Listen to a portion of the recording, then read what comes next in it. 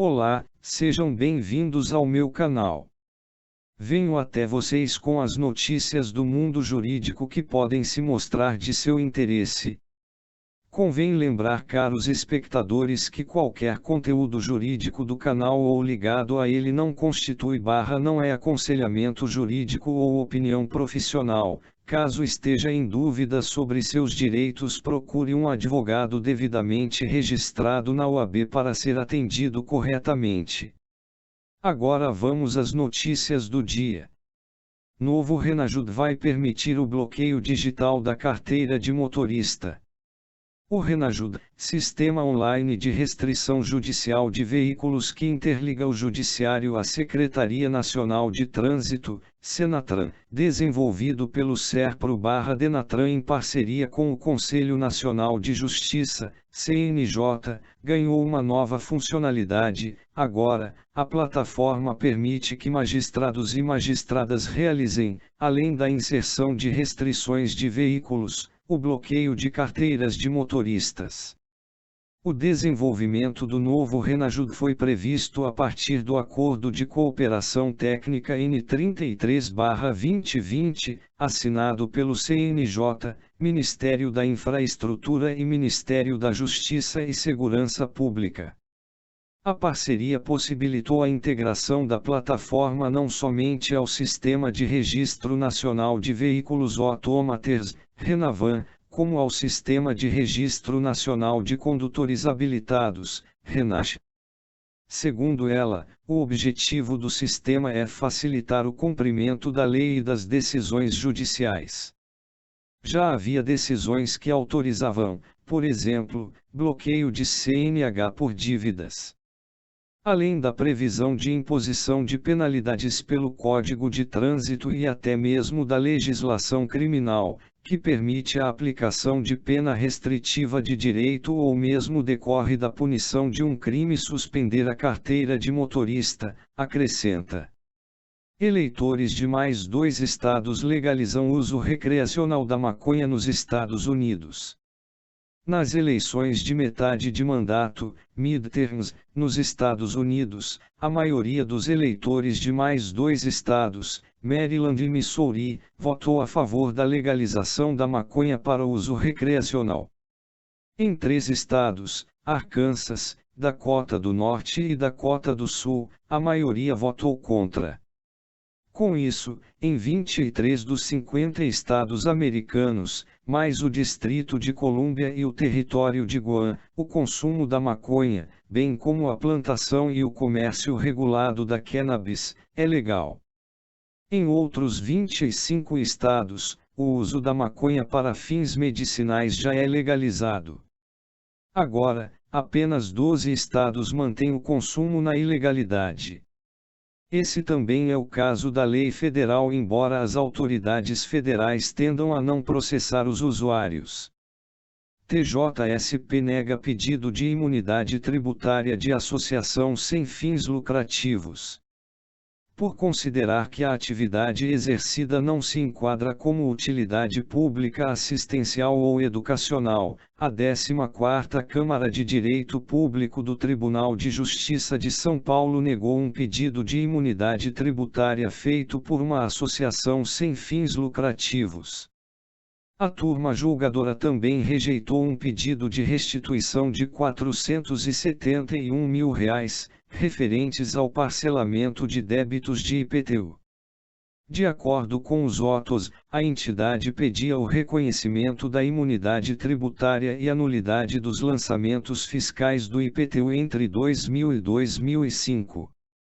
A associação afirmou que desempenha atividade recreativa de brides sem fins lucrativos, tendo como base de seu argumento legal a Constituição Federal e o Código Tributário Nacional. O entendimento do juízo de primeiro grau foi de que a atividade não se enquadra como utilidade pública assistencial ou educacional. Ao manter a sentença, o relator, desembargador Otávio Machado de Barros, disse que, apesar de o bride ser considerado uma atividade esportiva desde 1960, e não um jogo de azar, a autora não tem direito à imunidade, que é uma exceção dentro da legislação. A decisão foi unânime.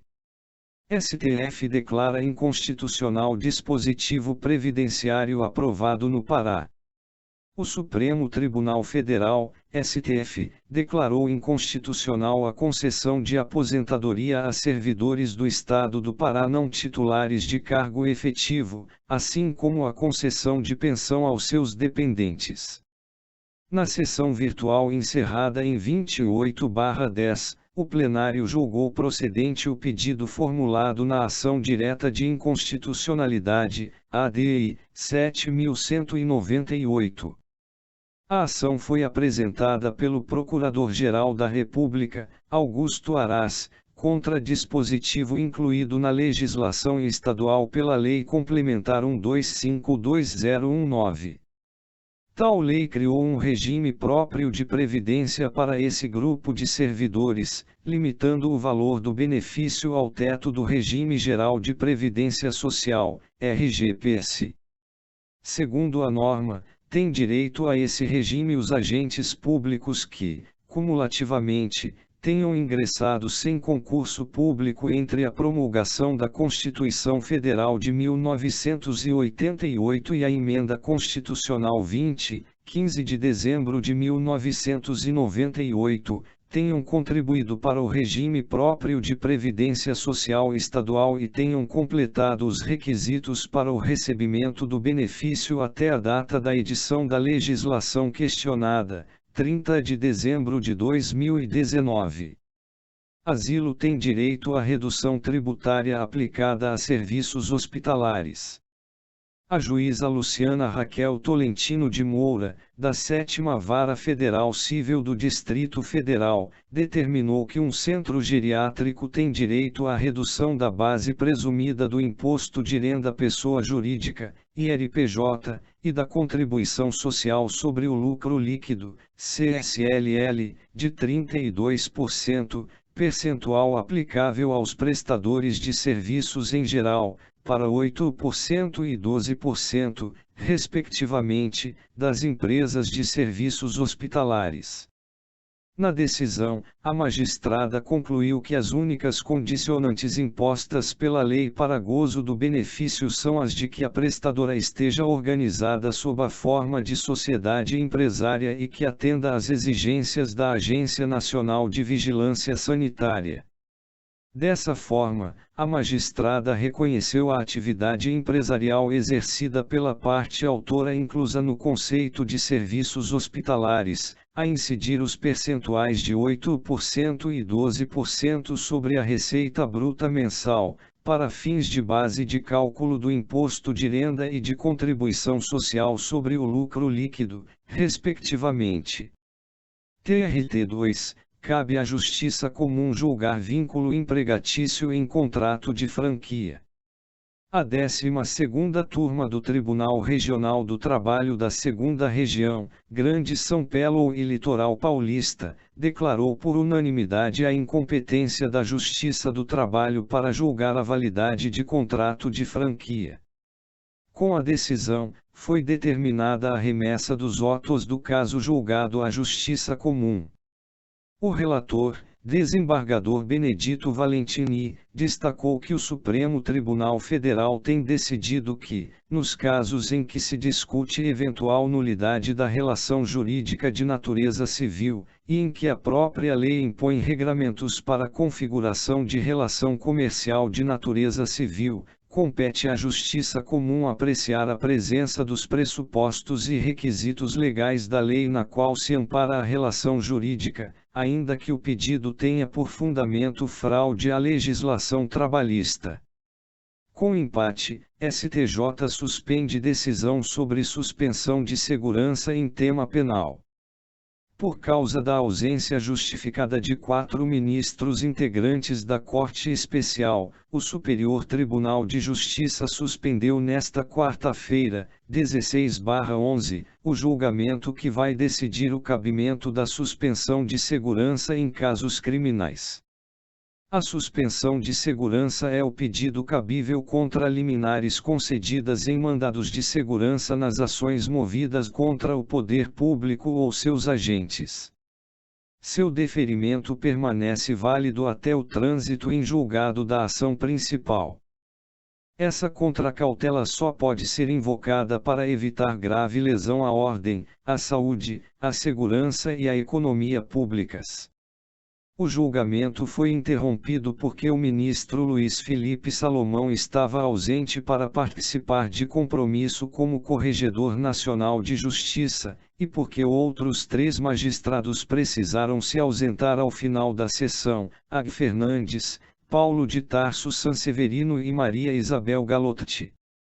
A competência para decidir se a liminar deve ser suspensa é do presidente do tribunal. No STJ, os recursos contra essa decisão são julgados pela Corte Especial. O cabimento da suspensão de segurança em processos criminais é contestado porque não está previsto na Lei 843719992, nem no regimento interno do STJ. Além disso, seu juízo é eminentemente político. A suspensão só pode ser pedida em favor do Estado, o que, no processo penal, significa atender à acusação. Há precedentes no Supremo Tribunal Federal que admitem a suspensão de segurança em temas penais.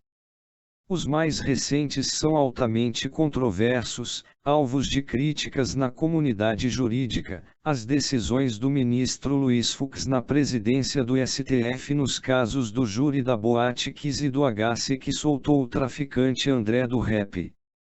Se é possível a suspensão de segurança em casos excepcionalíssimos, então o STJ também pode usá-la, segundo o ministro Humberto Martins. Em voto vista lido em abril, a ministra Nancy Andrighi afirmou que o caso gera o risco de prejuízo milionário para o setor público da saúde no DF. É nesse ponto que reside a excepcionalidade para a suspensão de segurança. Ela mantém o bloqueio dos valores para permitir a futura recomposição dos cofres públicos, caso haja condenação no processo criminal. Se esses recursos forem desbloqueados, eles não retornarão, resumiu o ministro Herman Benjamin nesta quarta. Para ele, o uso do mandado de segurança foi o meio que a empresa encontrou para atropelar a ordem das coisas no processo penal. Por um milagre esses valores não foram levantados, criticou. Se você acompanhou o vídeo até aqui, muito obrigado pela sua audiência. Continue sempre acompanhando para mais notícias jurídicas. Convém lembrar, caros espectadores, que qualquer conteúdo jurídico do canal ou ligado a ele não não é aconselhamento jurídico ou opinião profissional. Caso esteja em dúvida sobre seus direitos, procure um advogado devidamente registrado na OAB para ser atendido corretamente. Obrigado e até a próxima.